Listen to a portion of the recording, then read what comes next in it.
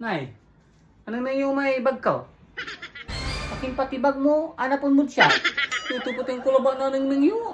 Kaya naman, mabaybayag kayo kilos. Tiyaga wala, kakaurong niya. Wala na. Dila ka la. Si balon ko eh. Nya, kakasumpal na klase ma. Tuyo, 20. Pigari labay mo eh. Tugalatan. Si balon ko eh. Kulang dito masaya eh. Ay magastos kayo. Ay araw man yun mo. Ginawa yung elementary. Ay nalase.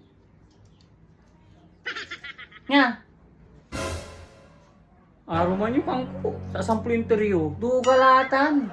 Ay nasama na si kami sunurong. Samplo laba. Tamasahim eh. Pati balon la. Karon may laba sa iskwilaan. Insan iri sa saliwo niya na akan. Piso laba. Ay mura. Sanidan to kami ng nanay miya. Balon me. 5. Sanago milaman. Si kayo ay 20. Kulang yun eh. Yagi. Dumalik taon natan. Mabli pa masahe. Si kayo ta. Sintinyal kila. No sinintinyal ko ta ulumay. Yung talabat ng saman. Agila ira ng loob iskilaan. Minsan no. Ang gapi balon me. Ay mambalong kami apunte. Agila ira ya. Ang bibilay min ng saman. Iratan. Ang kulturo labay pa masahe. Nistorya lebilayo. Hi. Madya la.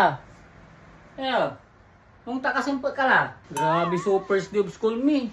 Amay-amay sa papagawa da. Ay untan niya talaga sa unurong. Ay nansama, nang si kami sa unurong. Mas dakal sa gagawaan me. Ay unay, nangalkulatan. Ay babagak labat. Unay dugala, ang taklatan. At ang sumirapad si kayo. Babagang kayo, kay pabagaan. Ay, undo gala. Di, napakaba kay sansakay. Ay talaga, dyan arap ni, sansakay. Si kayo, ang timbaga mo eh. Ay, napakabata mo, siyempre. Imbaga utaga inarap. Imbaga, I'm Lino Infante, kang kura mo. Ay, lasi ka. Minsan, ito niya eh. Ay, siyempre, imbaga mo utaga inara ka. I'm from Barangay Kawat.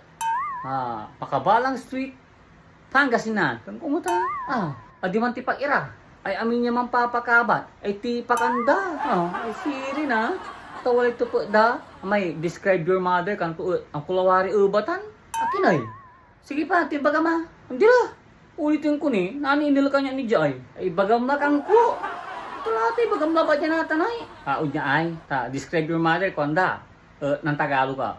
Simbaga. Ang mother ko po ay si Utisha Infante. Umagang-umaga, naririnig mo na yan, napakasibag niyan. Lino, bumangon ka na dyan. Anong oras na? Sabi niya ganun sa akin. Ano, papasok ka pa ba? O gusto mo nang tumigil sa pag-aaral? Ganun ang lagi niya sabi niya. Tapos ang gusto ng nanay ko, pag may inuutos siya, sinusunod ka agad. Yung tipong naghuhugas ka pa lang ng pinggan, may inuutos na agad. Hindi mo patapos yung inugasan mo, pinagsasaing ka na. Yung nanay ko, parang dragon yan pag nagagalit. Lalo na pag hindi mo sinusunod yung utos niya. Kasi nga, palagi siyang tama. Nung minsan nga humingi ako ng baon, naku, makakatikim pa ako ng mga sermon bago pa niya ako bibigyan ng baon. Pero, mabait ang nanay ko. Madaldal nga lang. Kang kuy, ulakanda, ang kalawang mo na eh, akin ulakanda ka.